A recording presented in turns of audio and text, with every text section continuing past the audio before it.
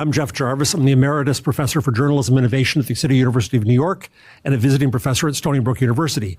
You should also know that I was the president of Advanced Publications Online arm when we launched Oregon Live in 1997. I speak in opposition to Senate Bill 686 because, though well-intentioned, it would primarily support not the future of news, but its past, namely the hedge funds that are singularly responsible for the ruin of American journalism and that are buying up Oregon newspapers. The original authors of this legislation are the lobbyists for the legacy news industry and their hedge fund owners. They want you to force platforms to pay for the privilege of linking to news. The publishers insist their headlines are valuable while they say the links to their headlines are not. We know from experience in Canada with its Online News Act that the reverse is true.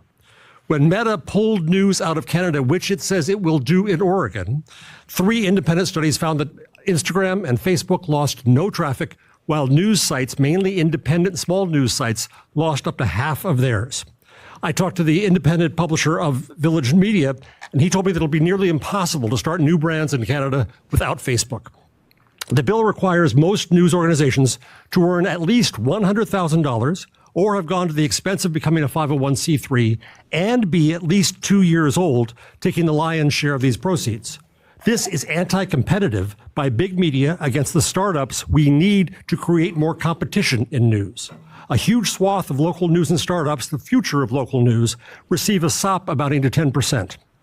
The consortium where that will go through is said to be modeled after the New Jersey Civic Information Consortium. I'm quite familiar with it because I work with them. I should point out that New Jersey succeeds because the state has both public and private funds involved, and because local sites receive considerable support in training and collaboration from Montclair State's Center for Cooperative Media, where I am a fellow. I'm gravely concerned about the constitutionality of this legislation, which forces negotiation, arbitration, and payment to access news. This is nothing but a tax on reading. In my view, this violates the First Amendment and likely dooms this legislation to long fights in courts. I cannot imagine how the legislation and its backers came up with the figure of $122 million to pay for the right to read and link to news content. It's amazing to me.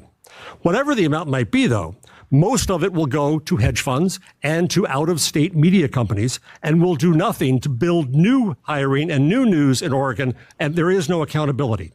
I'm happy to share with you a study that I did for similar legislation in California, also the case study done for the New Jersey Civic Info Consortium, where you can see the differences and answer any questions. Thank you so much. Good afternoon, Chair Jama, Vice Chair Bonham, members of the committee. Thank you for the opportunity to provide testimony regarding SB 686. My name is Robert Singleton, and I'm the Senior Director of Policy and Public Affairs at Chamber of Progress. We are a tech industry association supporting public policies to build a more inclusive society in which all people benefit from technological advances. Unfortunately, I'm here today in respectful opposition to SB 686, which would force platforms to pay publishers for the right to link to news articles. Oregonians deserve a vibrant media ecosystem that informs voters, amplifies diverse perspectives, and ensures access to timely, accurate information that shapes our lives. However, the experience of other countries show that taxes like the one proposed in SB 686 do more harm than good. By forcing platforms to pay publishers to disseminate their content online, SB 686 would cut off critical traffic to news outlets, disadvantage small and independent publishers, and limit public access to reliable information, all while benefiting the larger out-of-state media companies at the expense of smaller independent outlets. A link tax or a tax on content will disrupt Oregon's media ecosystem and harm independent publishers and ordinary citizens alike. Australia's 2021 News Media and Digital Platforms Mandatory Bargaining Code and Canada's Online News Act show the unintended consequences of compelling technology companies to pay publishers for linking to news content. In Australia, the policy triggered a nationwide ban on news and social media, cutting off publishers from key audiences and revenue streams. Similarly, in Canada, major online platforms responded by blocking news sharing, causing publishers to lose massive traffic overnight, while leaving consumers without access to the news and services they rely on. These policies ultimately harmed both the media industry and the public they were meant to support. Similarly, SB 686 will reduce traffic to news outlets with small, independent, and community-based publishers bearing the heaviest burden.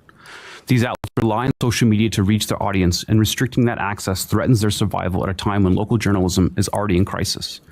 Cutting off critical revenue streams will make producing and distributing quality reporting even harder, driving up costs and forcing small outlets out of the market.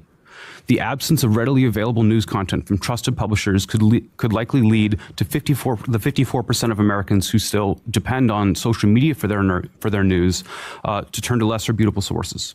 Content from unverified, biased accounts not subject to the same link tax could come to dominate these platforms and flood the Oregon media landscape with misinformation, inaccurate reporting, and sensationalist perspectives. Further, the imposition of costs and results in restricting the free flow of information raises significant First Amendment implications regarding the right of individuals to access protected speech and online information. I will go off script really quickly here to share our personal story. I'm from Santa Cruz, California, where we have a local online publication, Lookout Local, and you're going to hear from Ken Doctor shortly. But previously, we had a daily paper called the Santa Cruz Sentinel. Some years ago, that was bought up by a conglomerate, an out-of-state private equity company, and we no longer get the coverage that helps our community tell our story.